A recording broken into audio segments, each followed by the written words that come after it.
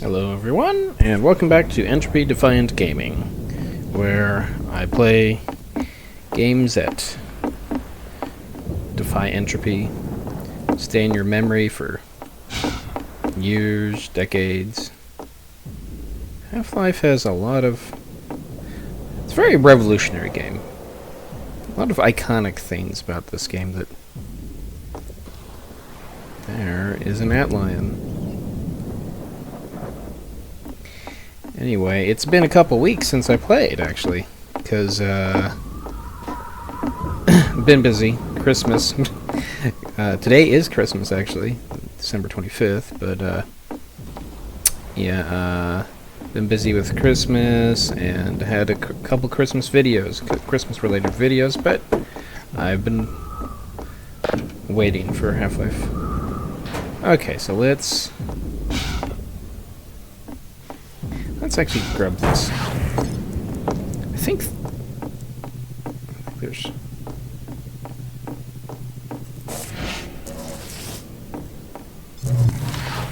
That's what I thought.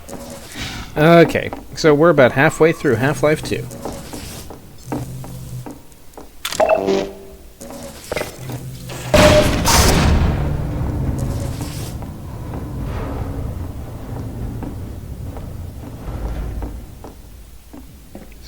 Betty gonna come through there?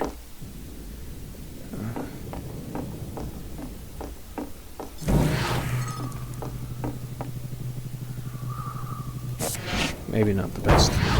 There.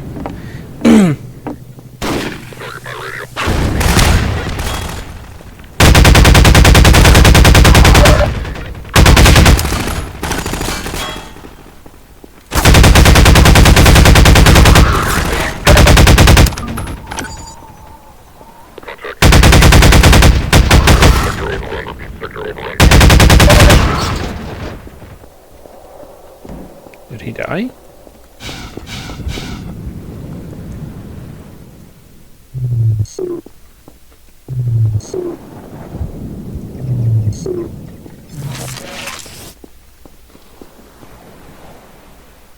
Ramming with the buggy. Our physics system is based on rigid bodies, which means it doesn't support any deformation or destruction of objects. If a physical object is hit by something, it can move if allowed, but otherwise nothing happens. So, when you drive the buggy through a glass window, we have to employ some trickery to make things work as expected. Because the window is fixed in place, the physics simulation will actually bounce the buggy off the window. But it does notify our game system that a collision occurred. The game system handles destruction, so it breaks the window into glass shards and tells the physics system to start simulating them. Crucially, the game system also tells the physics system to restore the buggy's state to where it was before the collision. This ensures that the next time physics is simulating, the buggy will drive freely through the now destroyed window. This process does produce a one-frame hitch in the buggy's physics, as it briefly stops and is teleported back to the instant before the impact. We're sorry if knowing this has made Half-Life 2 totally unplayable, but after watching playtests at the time, we decided we actually liked the momentary hitch. It added to the sense of impact.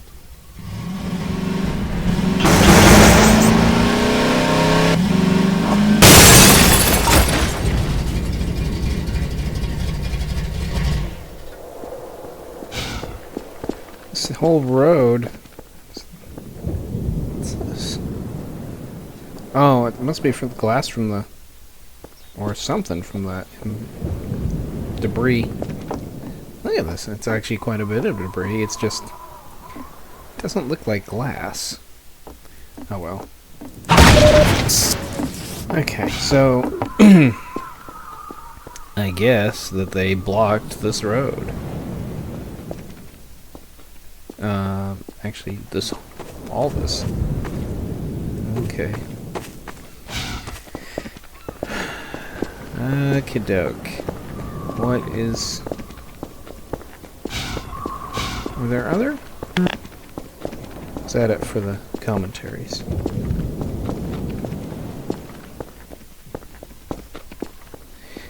I've actually been wondering, going through the commentary, is it possible that I've missed some of these? How would I find out if I did?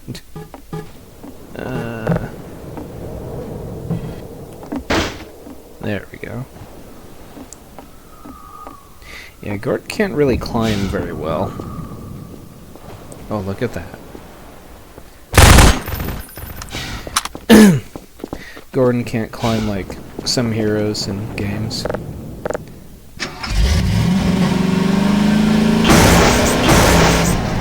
Wait a sec. Is there anything over here? Doesn't sound good.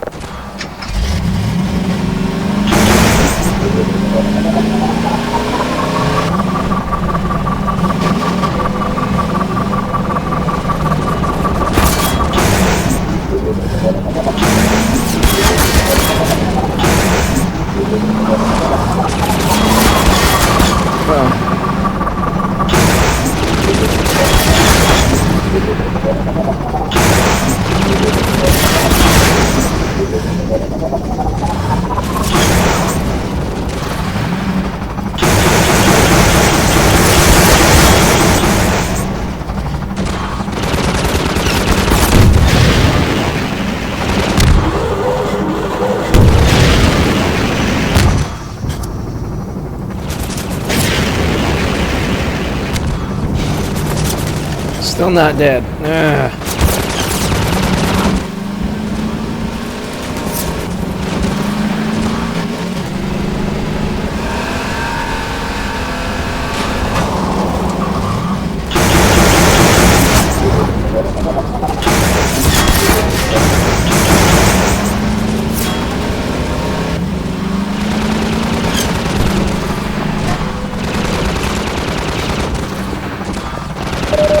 Of course, I know where the...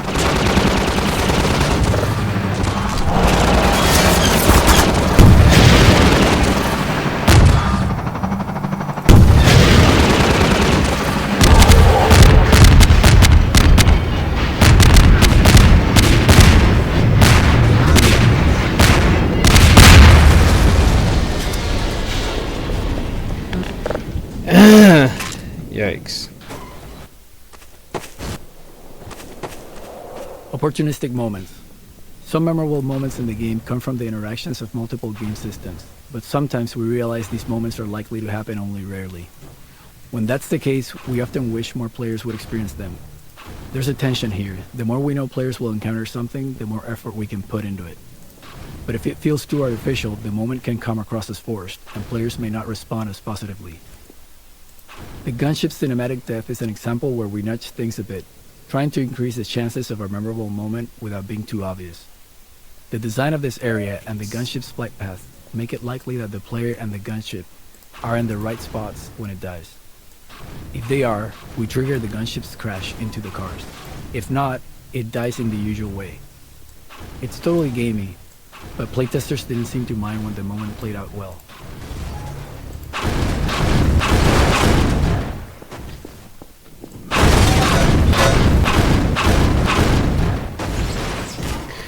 Kind of polluting the ocean. Uh-oh.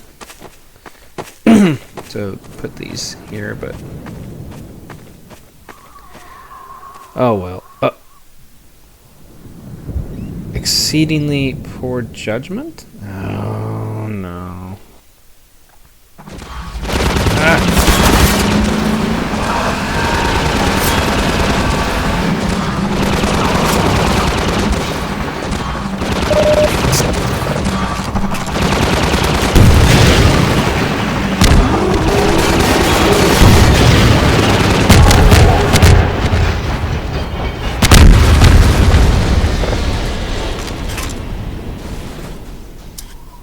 I'll play it again. Opportunistic moment. Uh-oh. Some memorable moments in the game come from the interactions of multiple game systems, but sometimes we realize these moments are likely to happen only rarely. When that's the case, we often wish more players would experience them. There's a tension here. The more we know players will encounter something, the more effort we can put into it. But if it feels too artificial, the moment can come across as forced, and players may not respond as positively. The gunship cinematic death is an example where we nudge things a bit, trying to increase the chances of a memorable moment without being too obvious. The design of this area and the gunship's flight path make it likely that the player and the gunship are in the right spots when it dies. If they are, we trigger the gunship's crash into the cars. If not, it dies in the usual way. It's totally gamey, but playtesters didn't seem to mind when the moment played out well. So I guess I just got to see both of those. One of those where it crashed right there, and the other time it crashed over here. Save it though.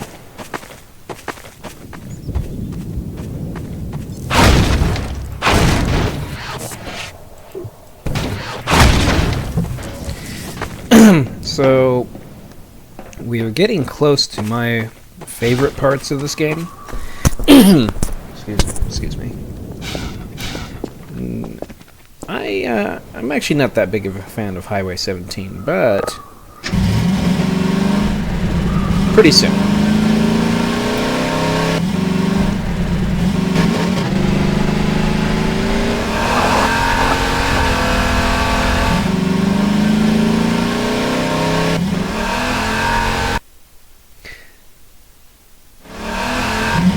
Uh-oh. What is it done?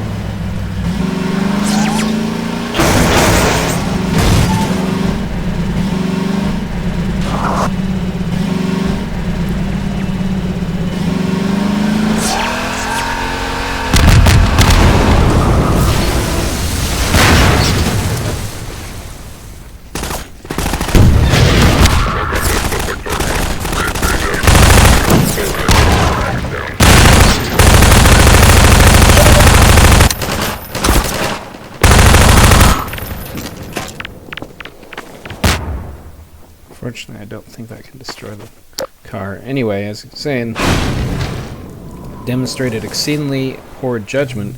All I did was I got close to that cliffside. I didn't actually go off the cliff. I guess I thought I did. All right, let's see. Guess I'm out of grenades.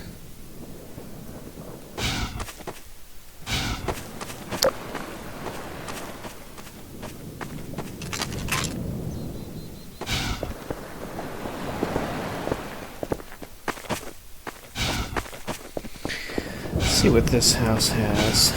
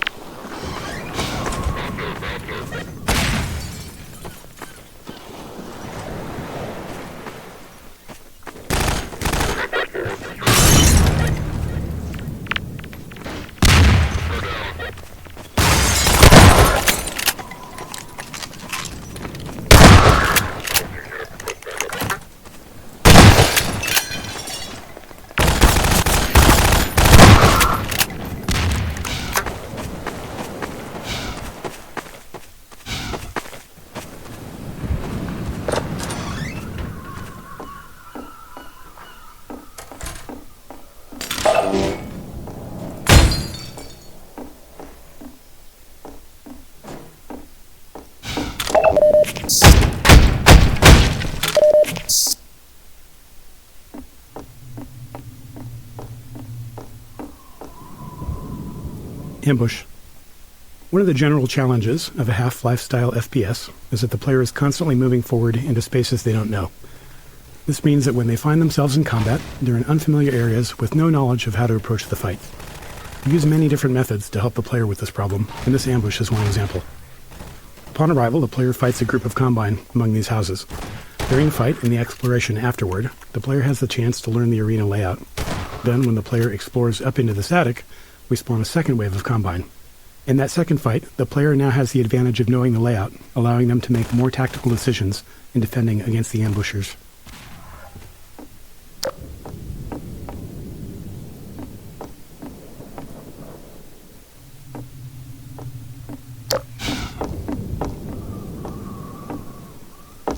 Kind of blew up that whole fence. Well, that whole side of it.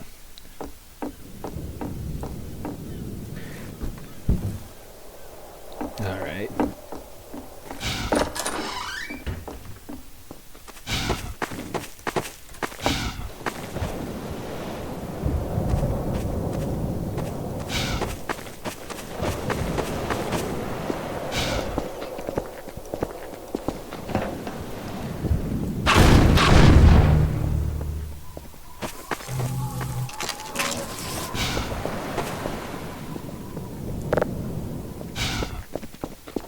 Okay, let's introduce you to these enemies.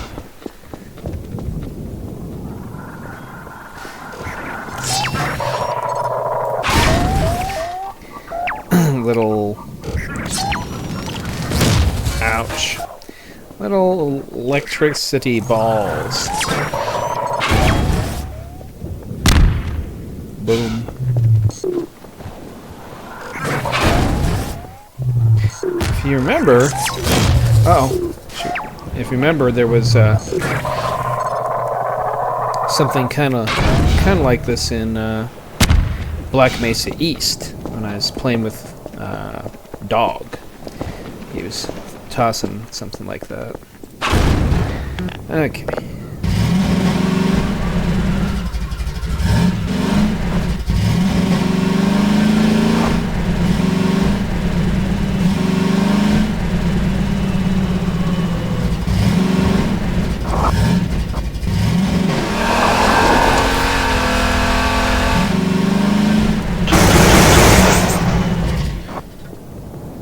I think I can do this actually without...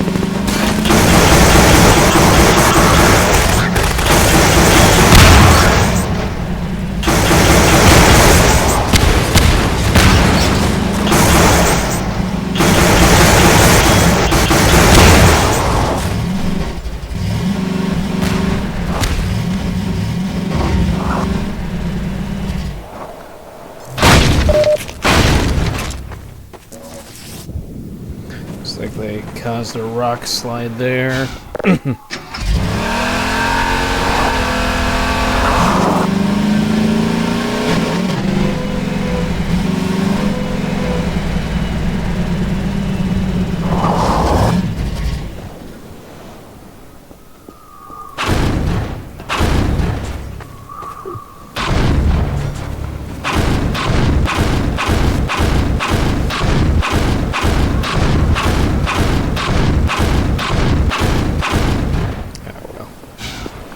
See.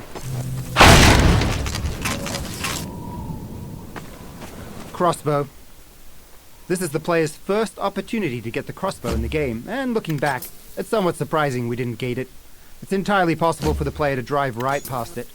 To make that less likely, we set up the roadblock and vantage point to encourage players to get out of the buggy, at which point they'd spot the crossbow and item crate. Playtesting showed that almost every player stopped and collected the weapon, but this is a case where the difference between playtesting and real play might matter. A playtester who's been playing since the start of Coast may not be as fatigued with exploration as someone who's been playing from the very beginning of the game.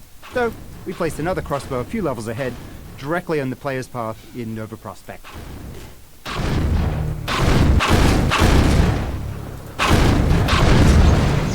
This is a pretty awesome gun. What's a car? These cars probably weigh 1-2 tons, somewhere around there.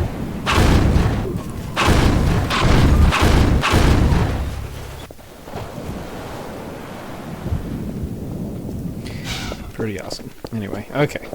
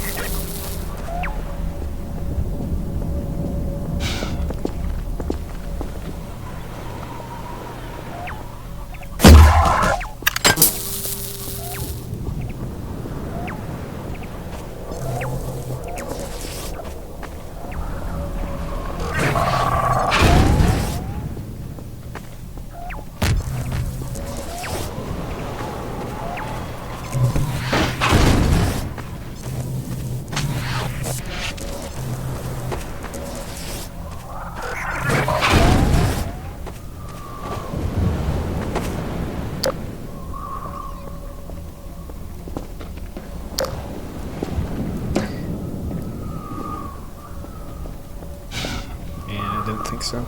Lots of different little places you can go to in this game. You know, there was a time when video games weren't nearly this cinematic. I remember playing Blakestone and Wolfenstein and Rise of the Triad back in the 90s.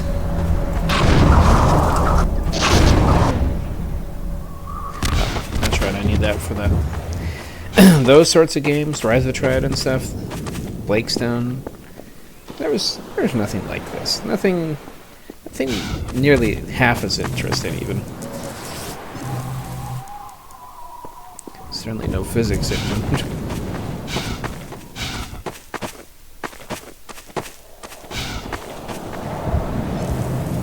What's over here?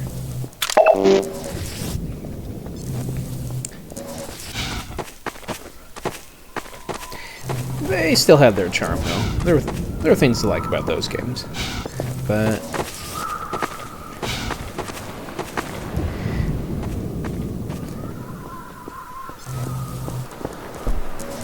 a game like Half-Life feels almost real.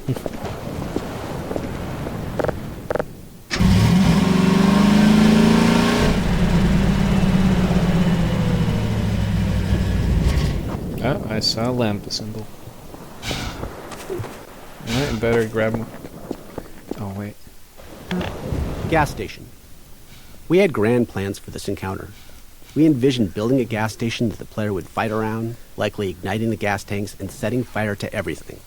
We imagined the player driving away from a raging fire, but budget and performance were harsh constraints in 2003, and the station had to keep getting smaller and simpler to fit into Coast's large levels.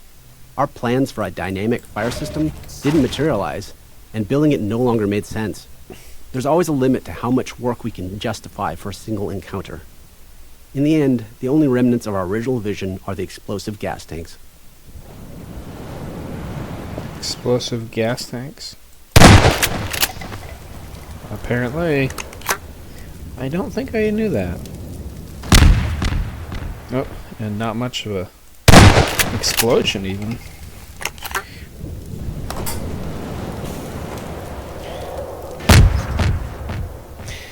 Anyway, look at the evolution of from ape to man to combine, apparently. I guess is what this is depicting. Combine propaganda, I suppose. Alright. Okay, what's...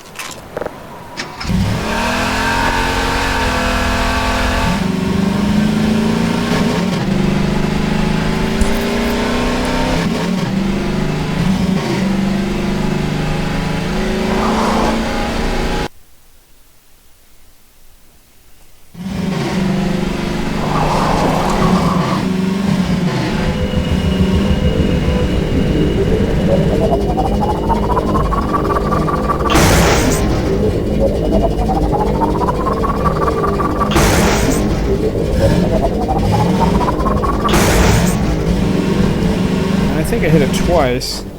Area portals. One performance challenge we faced in Coast was handling wide open spaces that included buildings with highly detailed interiors, or at least they were detailed by 2003 standards. When the player was outside, we wanted to allocate as much of our budget as possible to rendering that space, without losing resources to the building interiors. But unless we were willing to board up every window and door, the player could still see inside. To solve this, we created a feature called area portals, placing one in every open window and door. An area portal precomputes a flat image of the building's interior, and during play, when the player is some distance away, the area portal displays this precomputed image over the window or door, allowing us to skip rendering the actual interior. As the player approaches, we smoothly crossfade between the area portal's image and the building's actual contents. Weird. With careful use, area portals helped us to meet our performance goals on Coast, along with the occasional door that closed itself behind. I never would have thought. I wonder what the distance is on that. Occlusion.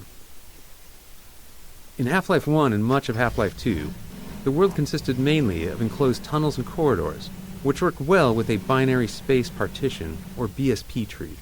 Essentially, this tech allowed us to quickly sort through the geometry and determine what might be visible in the player's view.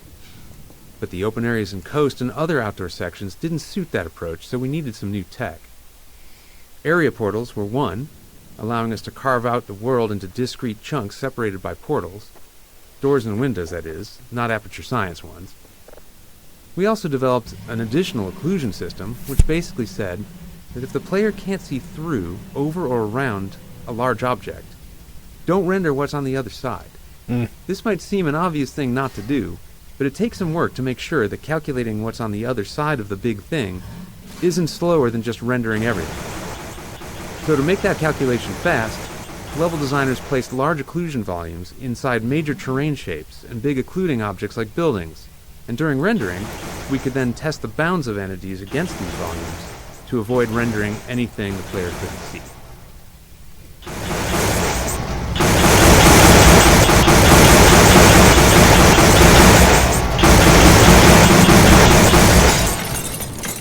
Yeah, hardware wasn't as good back then.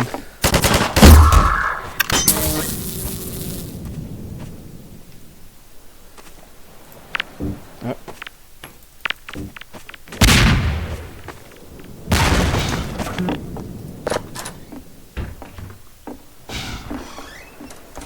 I think maybe like 500 megahertz or 1 gigahertz. Probably the computer that I first played all this on. Maybe like a 1 gigahertz computer. Be my guess.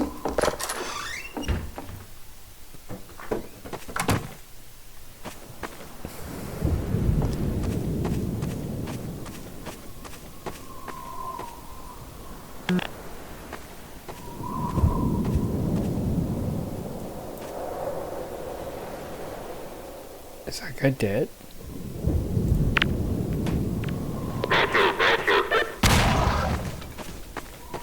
He was alive, I guess.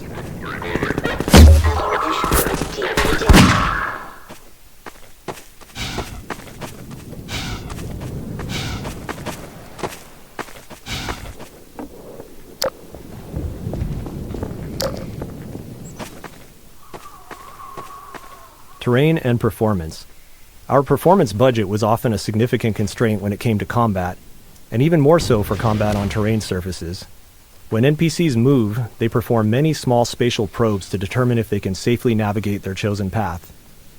To help visualize it, imagine they can't see and are constantly waving a stick in front of themselves to check if the way is clear.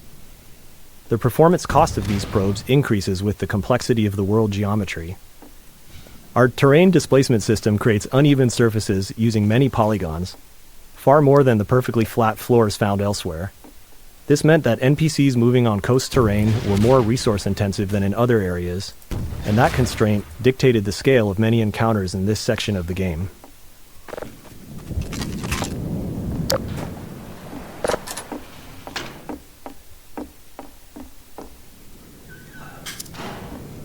Let's switch to this.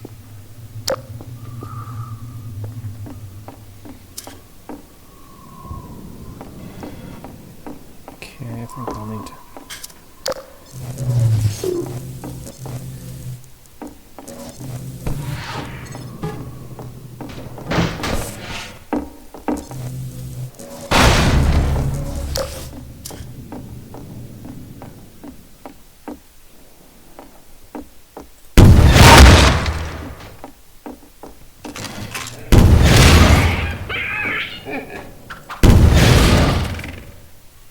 Well, I got some of it. Uh-oh.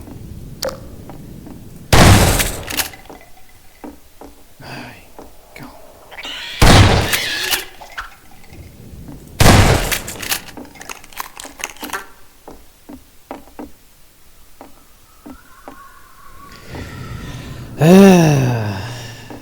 Go. Pretty awful creatures.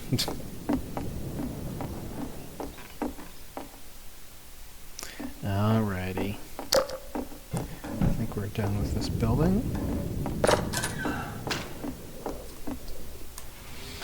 Actually,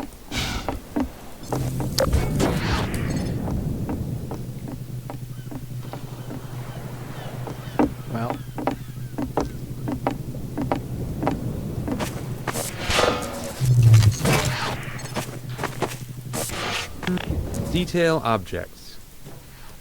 Once we had outdoor sections running, it was clear they needed some form of high-frequency detail, so we added small foliage elements, like grass and shrubs, across the displacement terrain.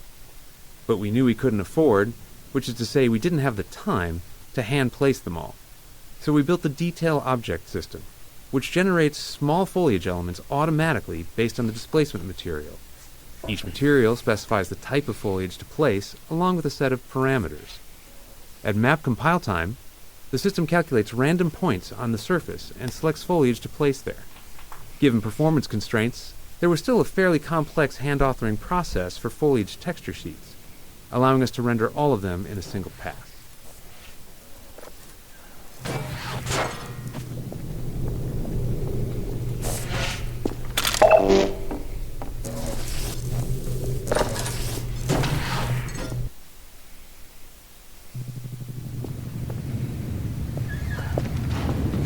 I think, so I told you, coming up on some of my favorite parts of the game, this is one of them. The bridge. Bridge playtesting. The bridge section was always a high point in playtests, with testers consistently having strong reactions to it. The tension they felt while slowly making their way over the girders was visible in their movements. Over time, we layered more challenges into the traversal, and playtests only became more entertaining to watch. From the train rumbling across the bridge and shaking the player, to a surprise head crab in a shack that seemed like a safe haven midway through, we did feel a little guilty relishing the playtesters' visible stress, but we weren't total monsters. After players made it across the bridge, they'd breathe a sigh of relief, disable the combine shield, and then realize they had to return across the underside. Concerned they might be bored on the second trip, we decided to add a gunship to keep them company out on the girders. The bridge. This bridge section was inspired by the Deception Pass Bridge, just up the road from Valve's office. We initially built this section as a pure navigation puzzle, gradually layering more gameplay into it. It also became the primary test case for our players' edge friction. In our movement system, we subtly increase friction on the player's deceleration as they approach the edge of a surface. Players have never noticed it, likely because it aligns naturally with their goal of stopping at the edge to look down, matching human tendency to move more slowly and carefully near a drop. But it's a critical feature for this part of the game. We know this because at one point during development, we accidentally broke it, and suddenly all of our playtesters started repeatedly falling to their deaths.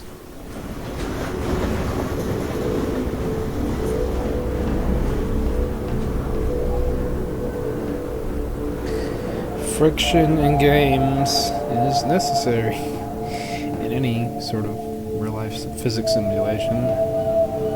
Bridge gunship. We were particularly happy with the gunship fight, despite it being tricky to set up given the level geometry. Being on the underside of the bridge allowed the gunship to move fully around the player, using all 3 dimensions to position itself above and below at different moments. The girders provide plenty of high-frequency cover, creating opportunities for the gunship's fire to produce a fun and dynamic visual and audio display.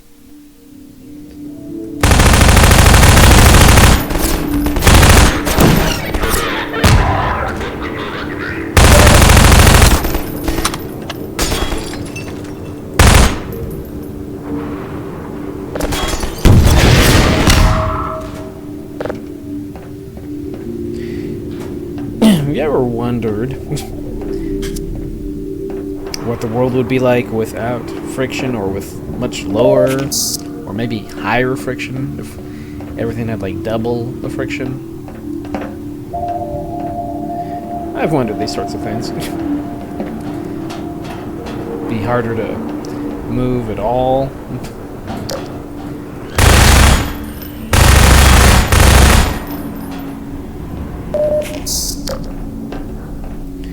Makes you wonder. Makes you wonder.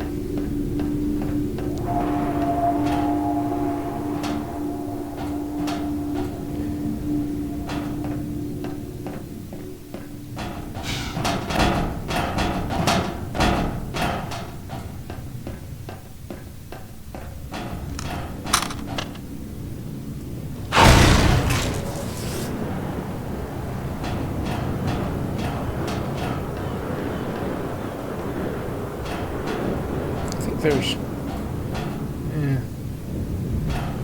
Is there somebody there? Not seeing anybody.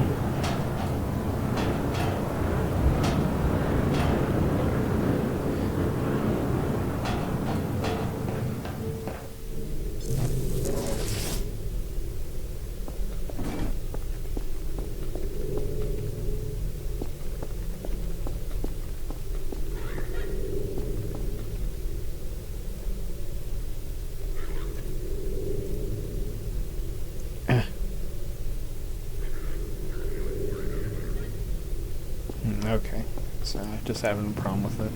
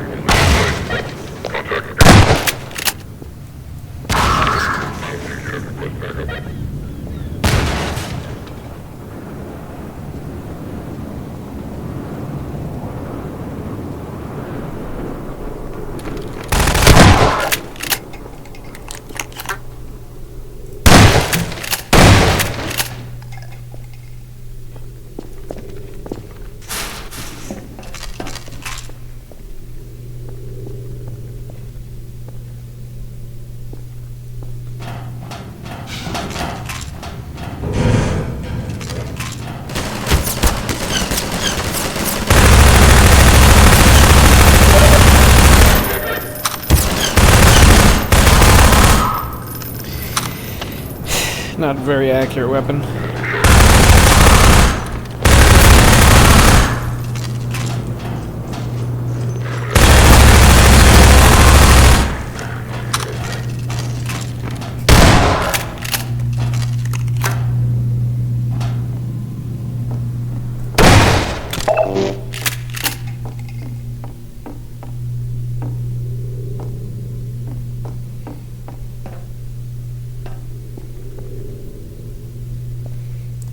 About that later.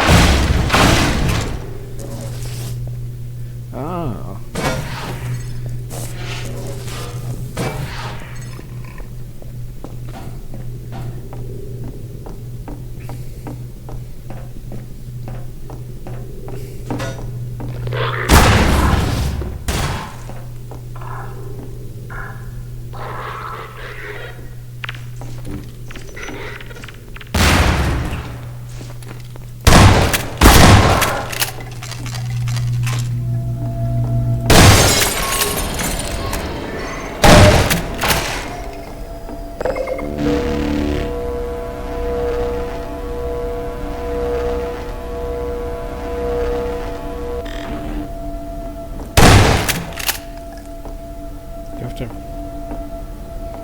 Probably need to press that.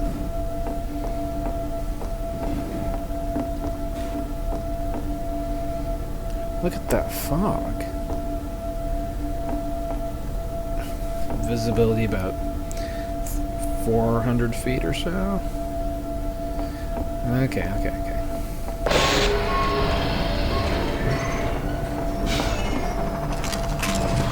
Yeah, I hear the gunship.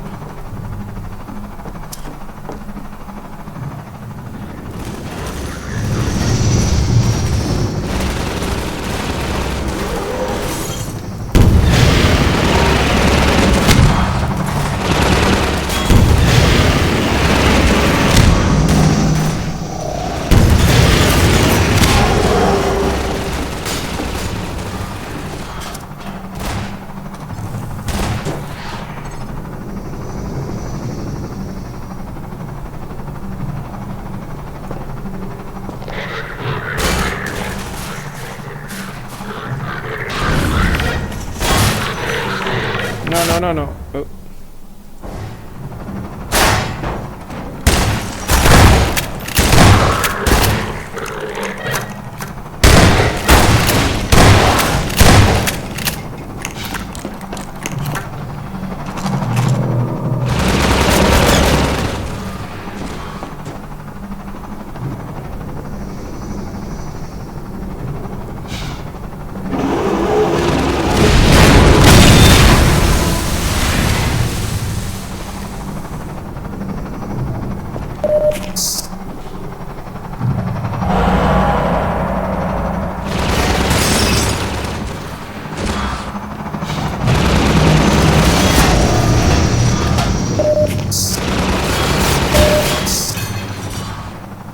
I need to get over there.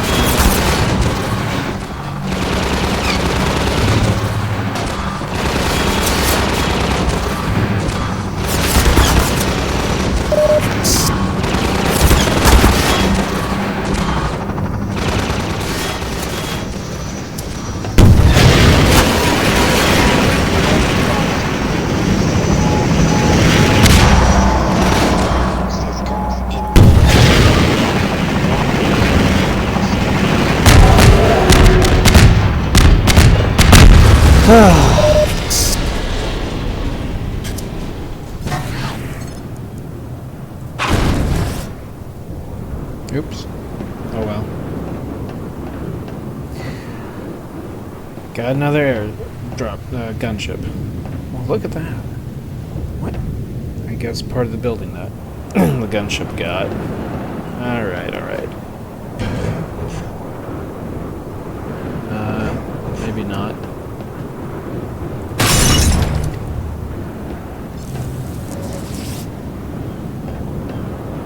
I guess I just have to jump for it. So there's another... Okay. Uh-oh. The occasional death. Way back here.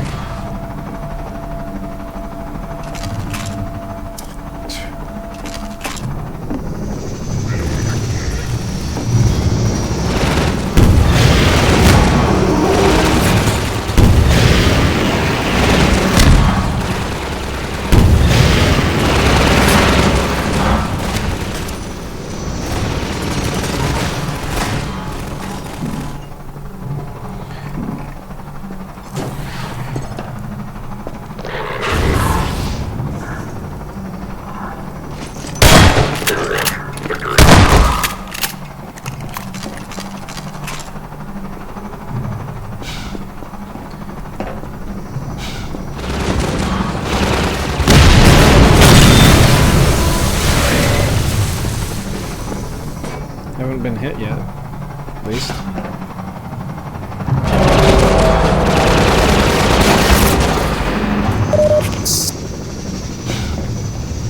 No. Okay. I was curious.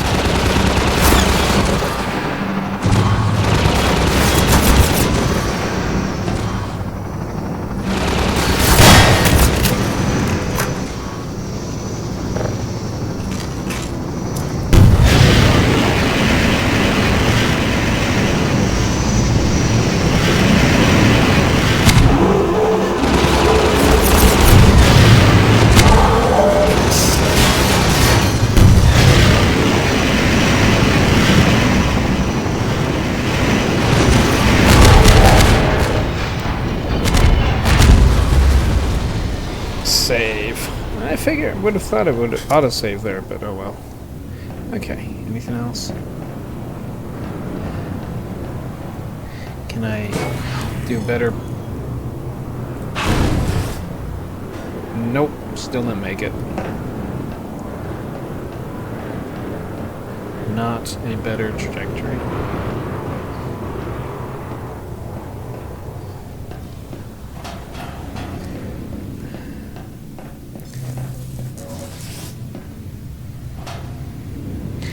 And it's a bit dilapidated bridge, but it looks like the main girders are holding together.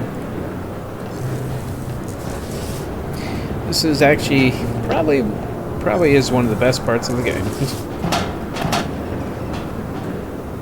Okay.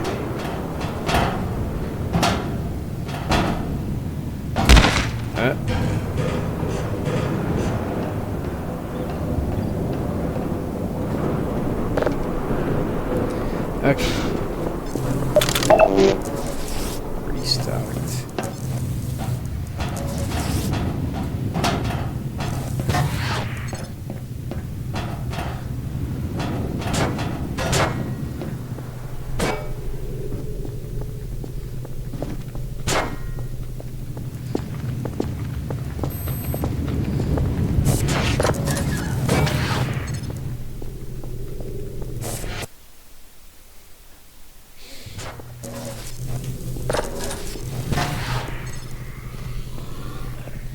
fight up there. Yep. Who will survive? Oh, shh. Oh.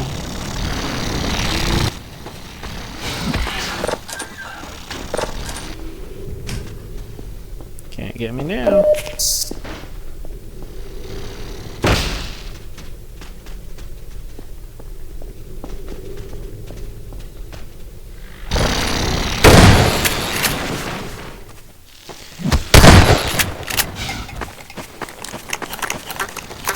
Did he not get that zombie? Where'd the zombie go?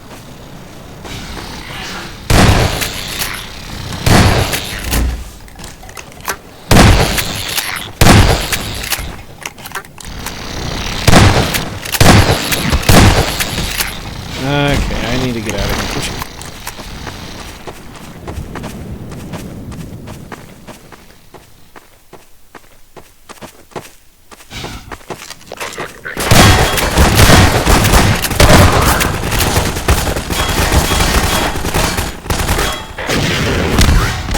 No.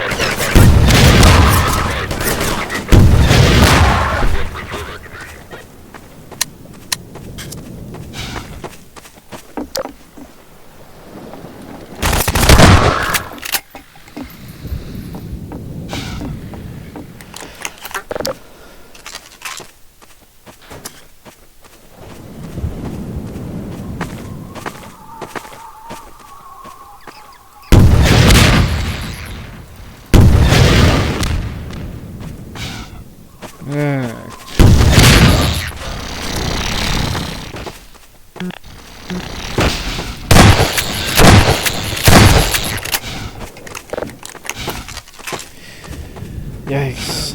Okay. So that's pretty much done. Okay.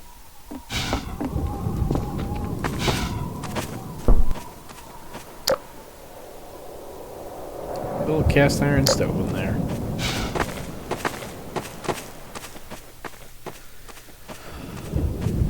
Okay. Ready to go across the bridge.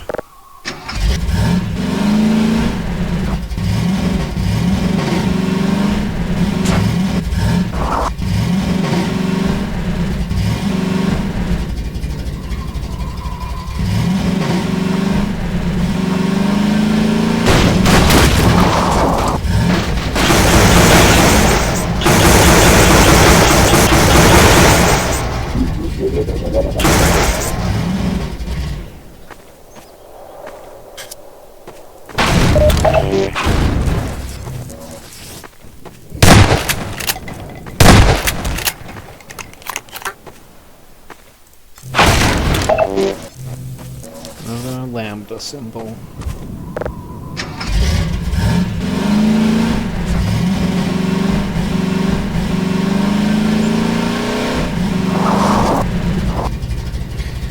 It's probably not the best idea to go on train tracks, but what other direction is there to go?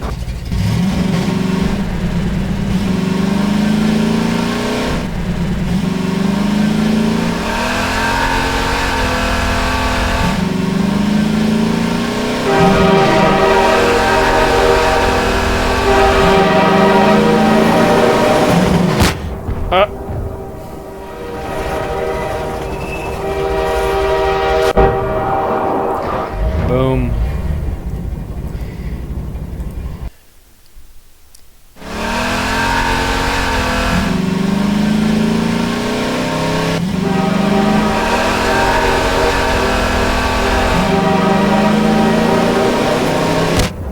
No. Yeah, this can be a little difficult. I think maybe I'll pause it and just tell you how many times it takes.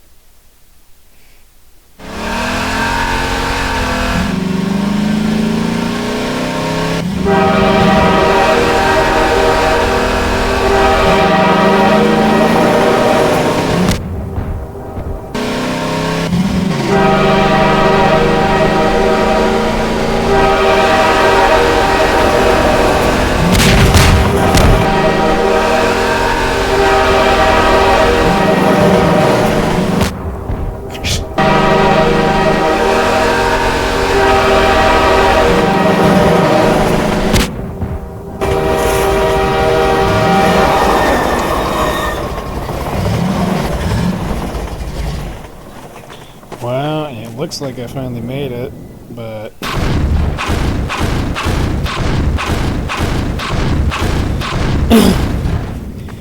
only took like 40 tries or something. I'm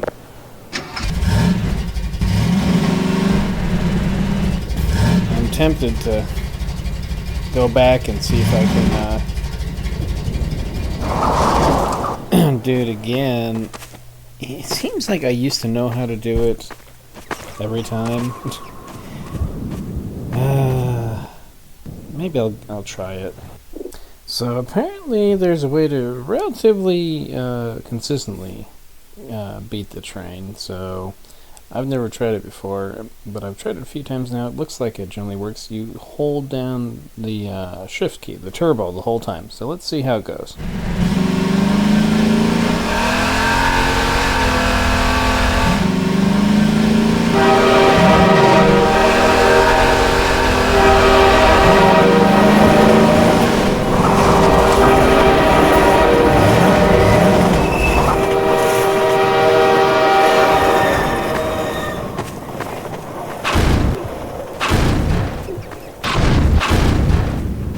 Sure looks like it worked better than most of my attempts. So, no, oh, no.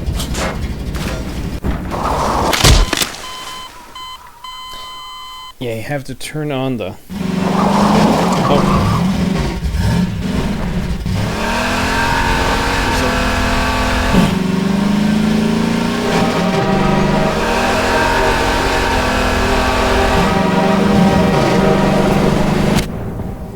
Ugh. Come on. There.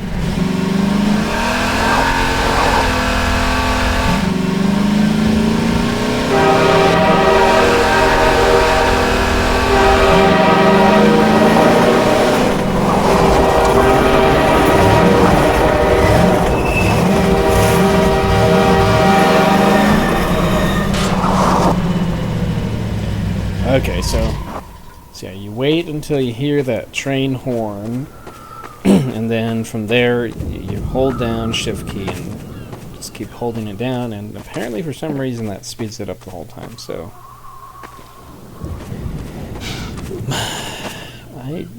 I've beaten it several times, but I've never done it that way. So okay, let's keep going.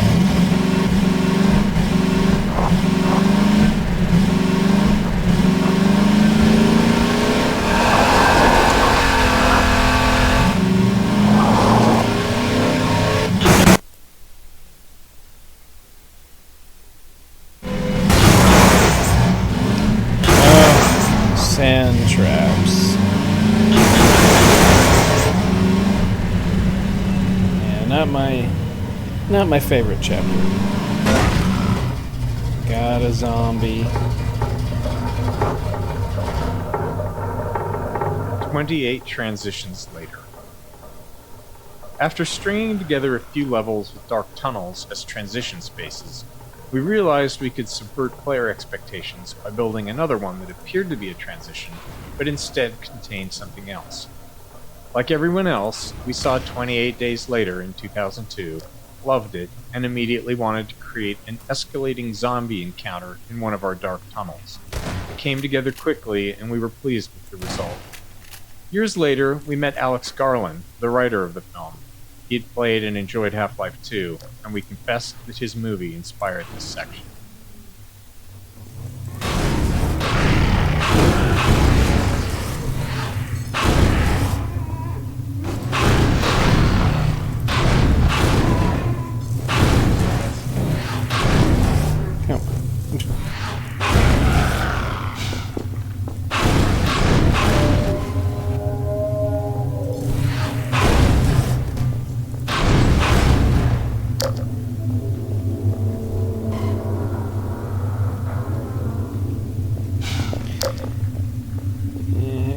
Kind of creepy highway. Ramming zombies with the buggy.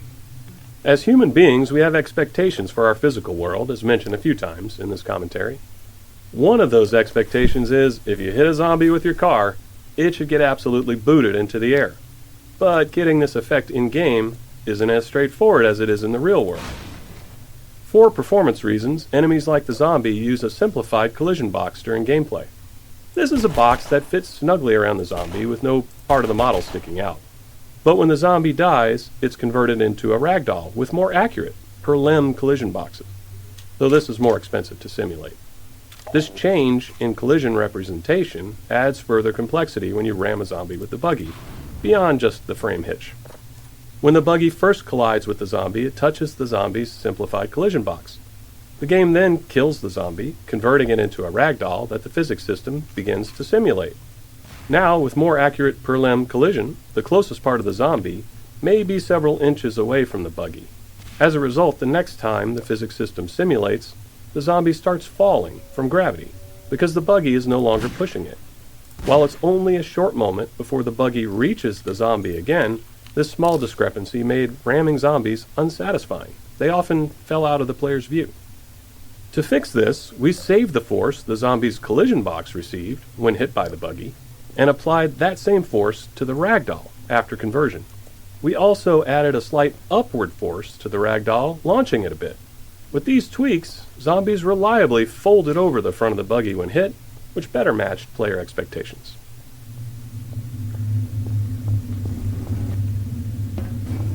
Flashlight power. The decision to have both Sprint and the flashlight share the HEV's suit power was a controversial one in Half-Life 2. Initially, only Sprint used suit power, which made sense as it was meant to be only a short burst of speed. The flashlight, on the other hand, could be used indefinitely. But playtesting revealed an issue. Players often left dark areas without realizing their flashlight was still on. In brightly lit open areas like Coast, our performance budget couldn't support the flashlight being on continuously, so we needed a way to turn it off without player involvement. Limiting its power seemed like a simple solution, with the benefit of adding some tension to dark areas too. The challenge then became, what resource should it use? We already had suit power, and didn't want to clutter the UI with a new resource just for the flashlight. We toyed with the idea of other player abilities using suit power, thinking it might be interesting to have players make trade-offs between them. This is a good example of game design often being about choosing between imperfect solutions. We didn't love the idea of Sprint and flashlight sharing a resource, but we also didn't want multiple resources cluttering the UI. In Episode 2, with no plans to add anything else that consumed suit power, we ultimately decided to give the flashlight its own separate resource.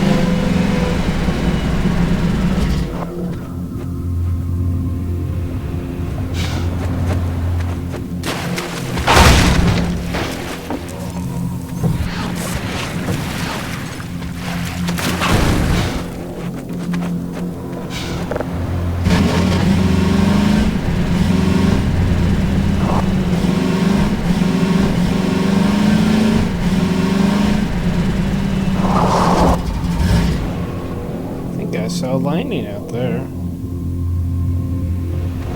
Maybe not.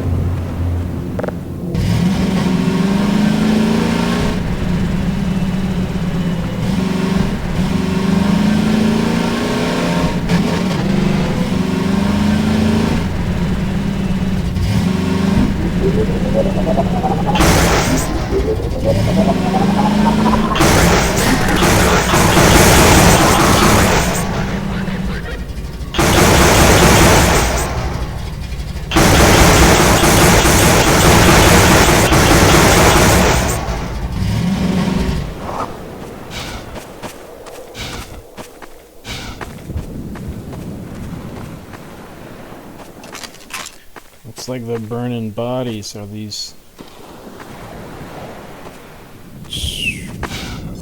I don't know if those are resistance members, or zombies, or what.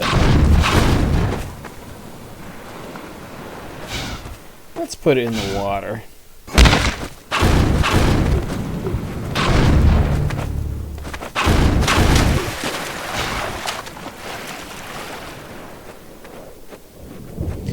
They should have a pretty hard time getting back that way.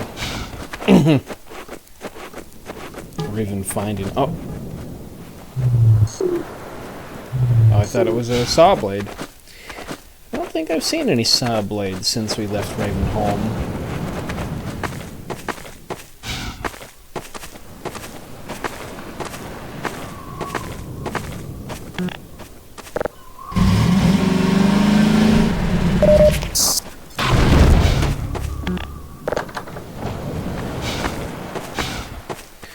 I suppose we don't have to explore everything, but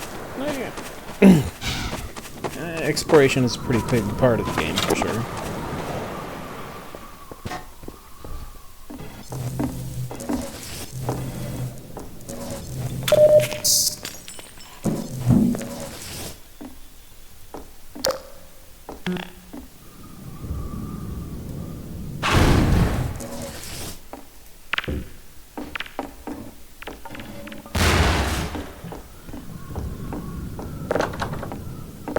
It still won't open?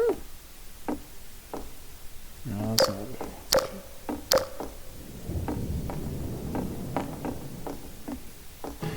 House looks pretty similar to other houses. Another house earlier.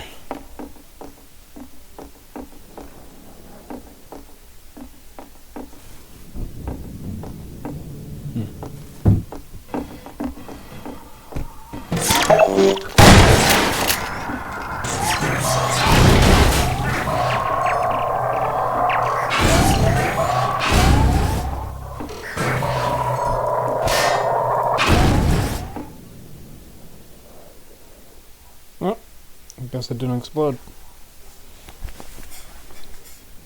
And there's the other two down there. Broken through here.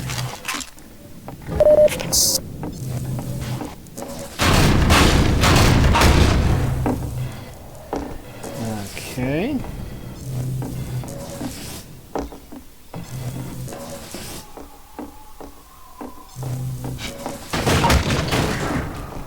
Another?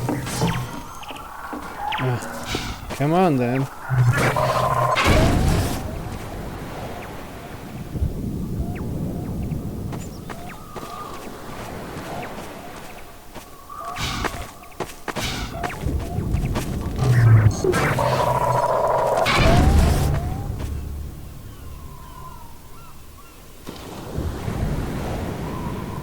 Well, anyway. Okay.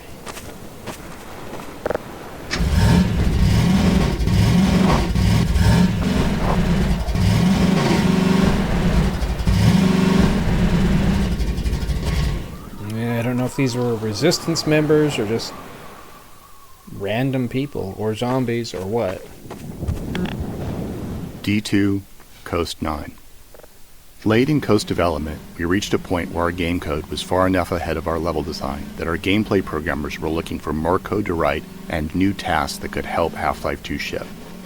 This was largely due to the demands of Coast levels, which placed a heavy burden on our level designers with their sheer scale and extensive terrain usage. As a result, our gameplay programmers began designing smaller scale encounters. Later, when our level designers caught up, they created this level by stitching together 3 separate encounters from the programmers and performing all the necessary finishing work to prepare it for release.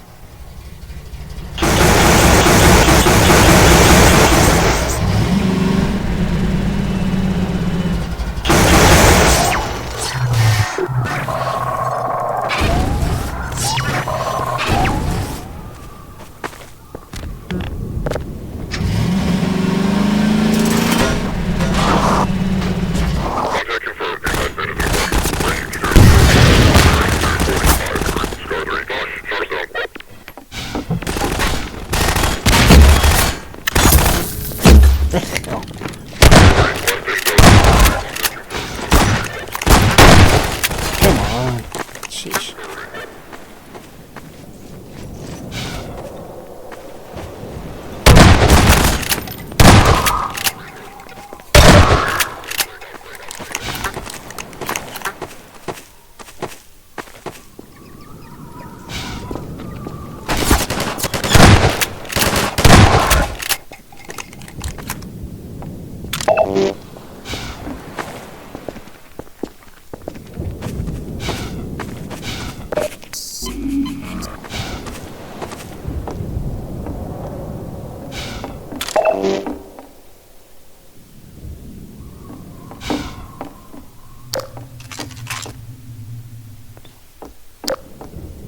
Wonder if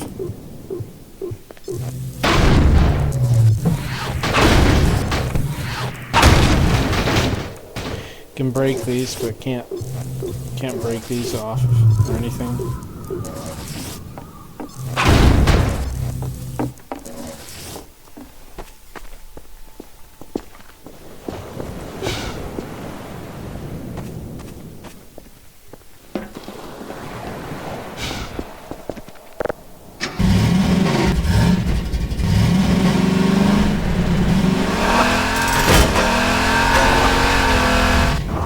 I guess I could leave there. It wasn't that hard. But I should finish exploring.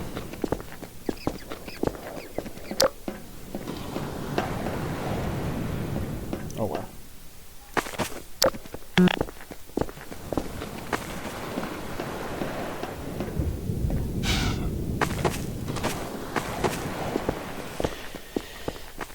I don't think much is left. Did it say that this level is Sandtraps? I think that's a little early to.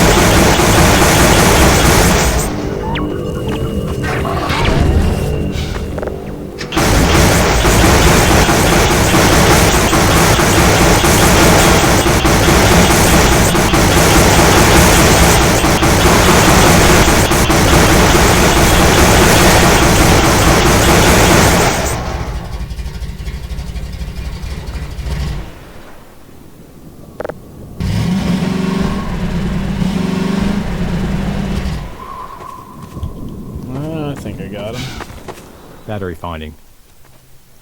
With the increased density of objects in Half-Life 2's gameplay spaces, We thought it would be interesting to have players search for a specific item, especially if there was some logic to where it might be found. This way, players could locate the item either through careful observation and deduction, or just by brute force searching the area. Since we already had models for cars and batteries, it was a natural step to create a small junkyard for players to explore. We also hid a couple of extra batteries in unexpected places, for the players who chose the brute force method. As with other item-based puzzles, this one needed a failsafe in case players lost the batteries. You can try throwing all of them over the cliff if you want to see what happens.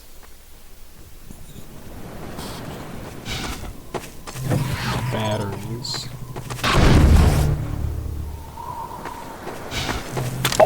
Okay, we'll see.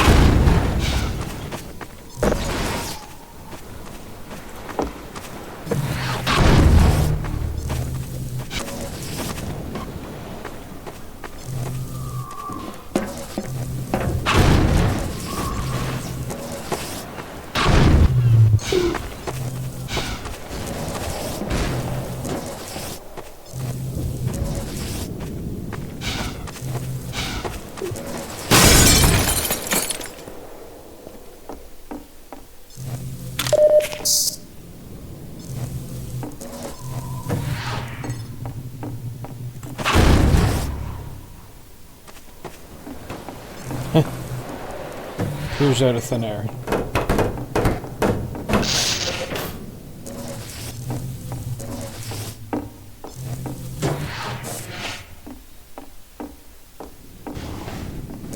No.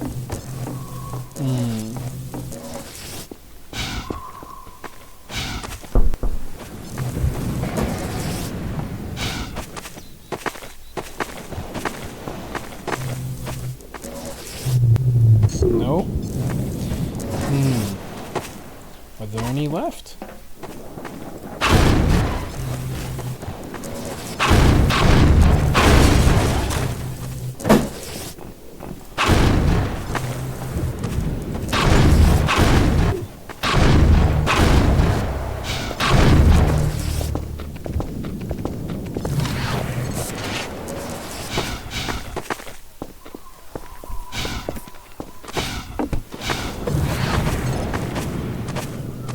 Okay.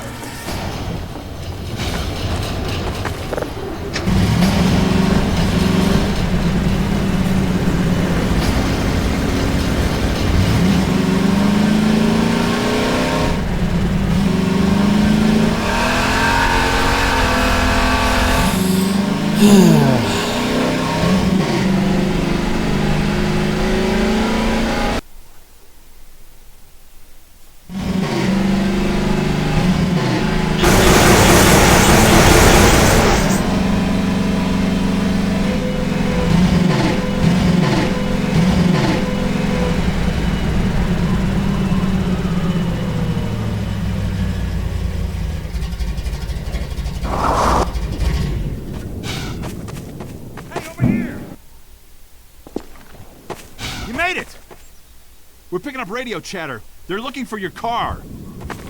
Get your car in the garage. Performance constraints.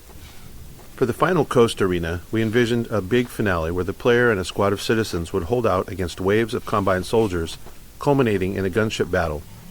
Unfortunately, the computational cost of having soldiers and friendly allies moving around on terrain meant that the battle kept being scaled back to fit within our performance budget. By the time we were down to featuring only a single squad of soldiers at any given time, we were already late in development. Too late to make large-scale changes to the arena to accommodate more enemies, we had to redesign the flow of the fight to keep the number of soldiers to a minimum. Difference for morale. Crap. Maybe I should have. I think I missed what he had to say. No. Come to drop. No, come on. We'll reload it. Performance constraints. No. For the final coast... What about the one before?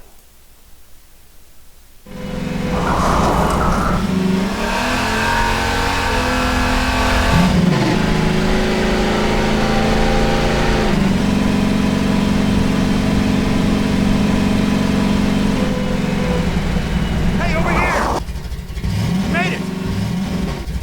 radio chatter. They're looking for your car. Get your car in the garage. Okay.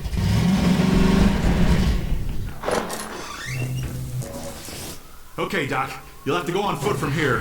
There's a secret path along the cliffside, but no one's going anywhere until we fight off this attack. Having you here to fight alongside us is going to make a big difference for morale.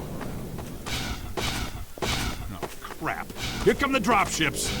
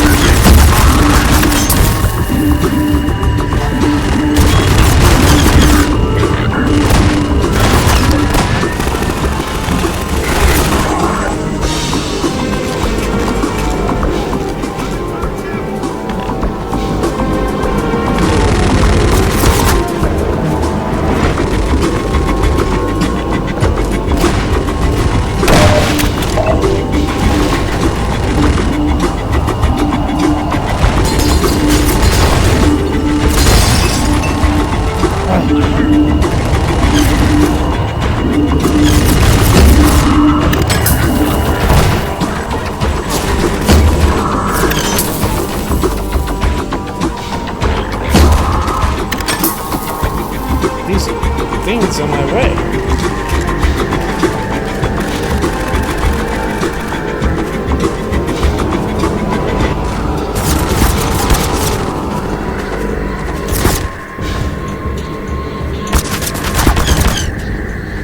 Oh, where's the... Oh.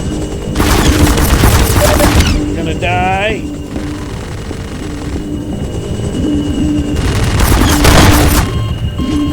Oh. Okay, Doc. You'll have to go on foot from here. Better There's a with- secret better- path better. along the cliffside, but no one's going anywhere until we fight off this attack.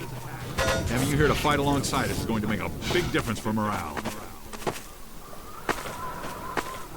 Here come the dropships. Alright. One here first.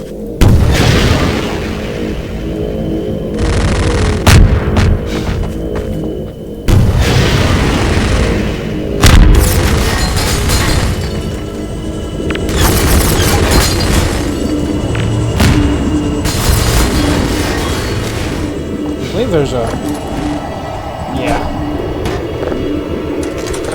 Come on.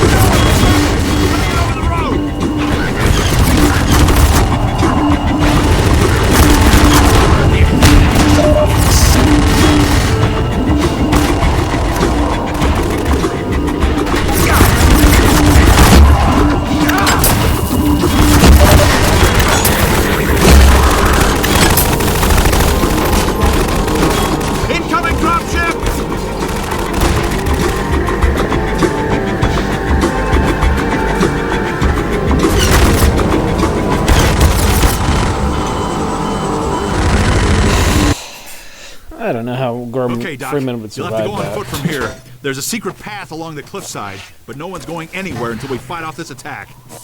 Having you here to fight alongside us is going to make a big difference for Mirage. But maybe,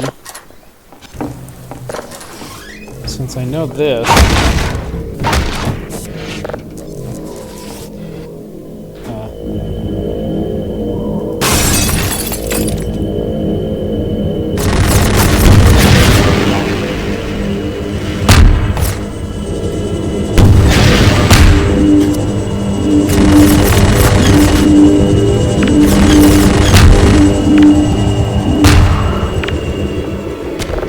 got that.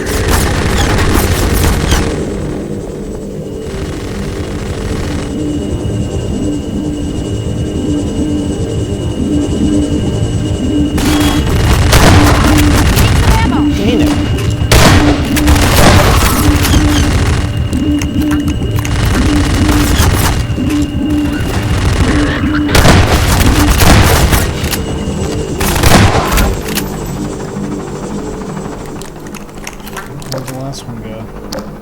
Wasn't there one more?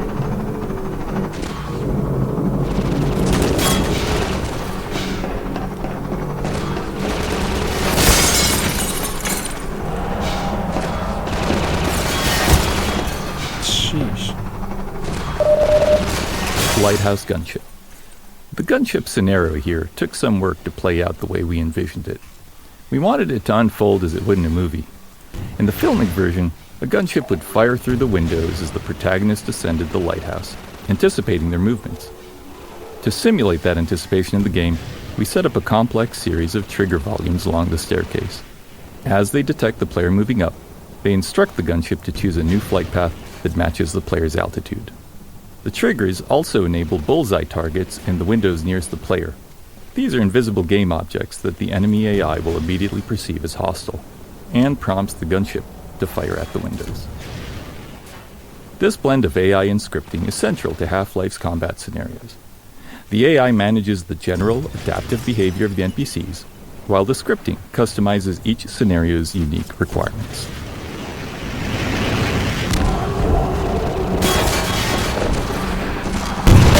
Oh.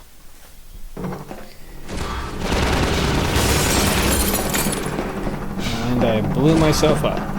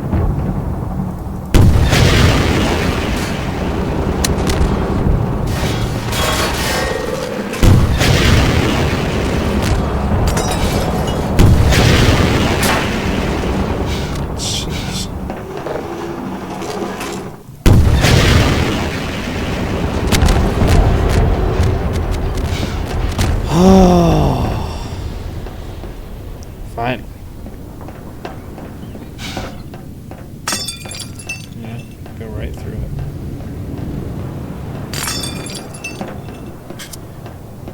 Okay.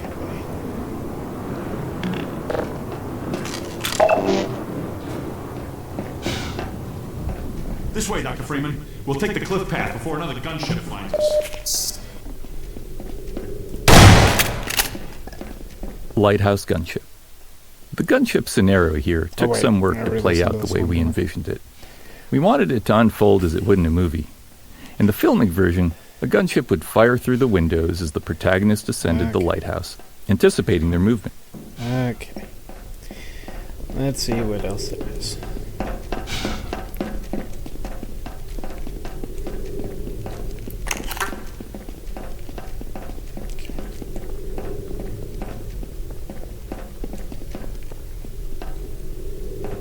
All right, Dr. Freeman. Come with me before another one comes. Right along there. And step.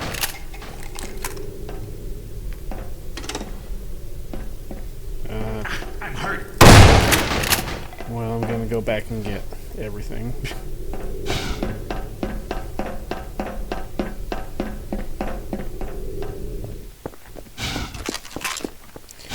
Okay. Is there anybody left alive here? Performance constraints.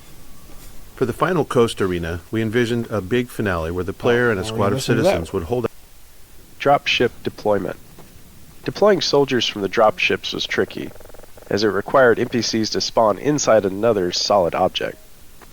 To get them into the open where they could start navigating normally, they immediately play an animation that has them leaping out of the container the moment they spawn. Once that was working, we encountered another issue. Savvy players would simply just wait outside the container and shoot the soldiers during their exit animation. To counter this, we added a turret to the container to defend the soldiers as they exit. It doesn't fully prevent a player from taking advantage, especially if they're using an indirect weapon like a grenade or something, but that felt realistic and like a true-to-life countermeasure someone thinking strategically might take.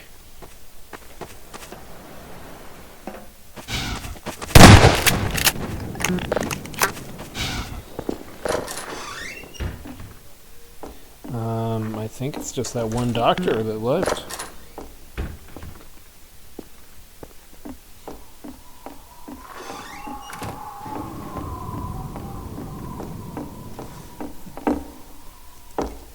One medic that lived. Up here. I think that's about it.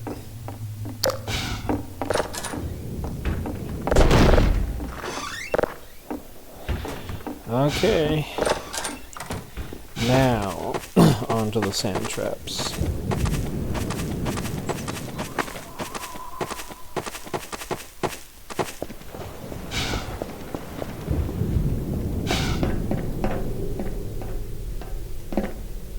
Come on. Nothing? Okay. Okay, here we go.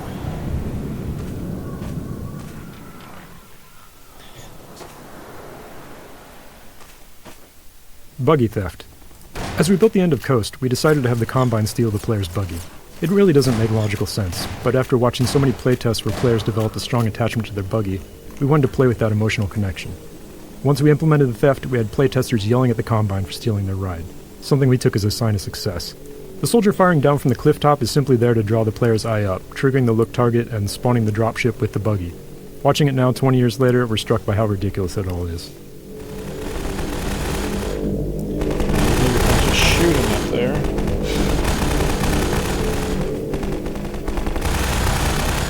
Is there something down there?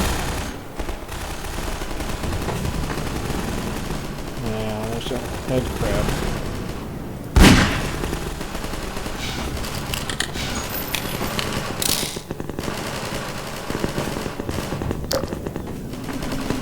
Bunch of shooting up there.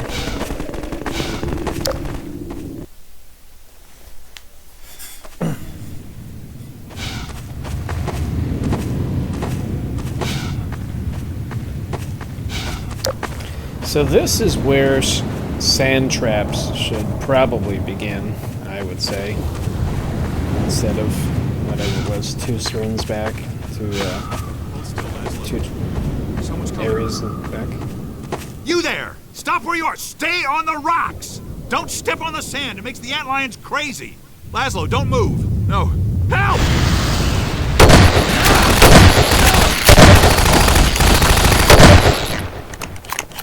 Dear God! Poor Laszlo! The finest mind of his generation! To come to such an end. We were heading for the Vortigaunt camp, hoping to pick up some bug baits of these damn things and leave us alone.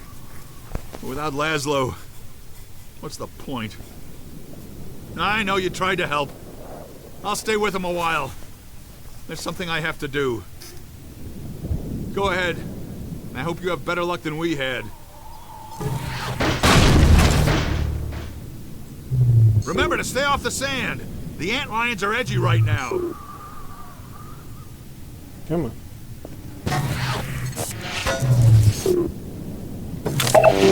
Stay off the sand.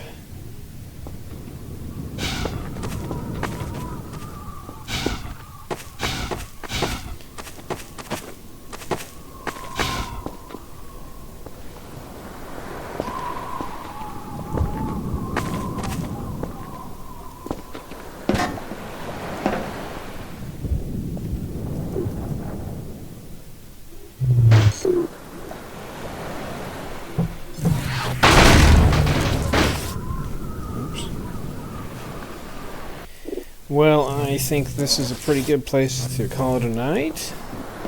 It's right at the beginning of the Sandtraps. The antlions are in the season, so... Anyway, I hope you enjoyed the video. Had some trouble with that train. Apparently you just hold down shift. Hold down the turbo the whole time. Anyway, thank you for watching Entropy-Defiant Gaming. And, please like and share, subscribe, comment, and Merry Christmas.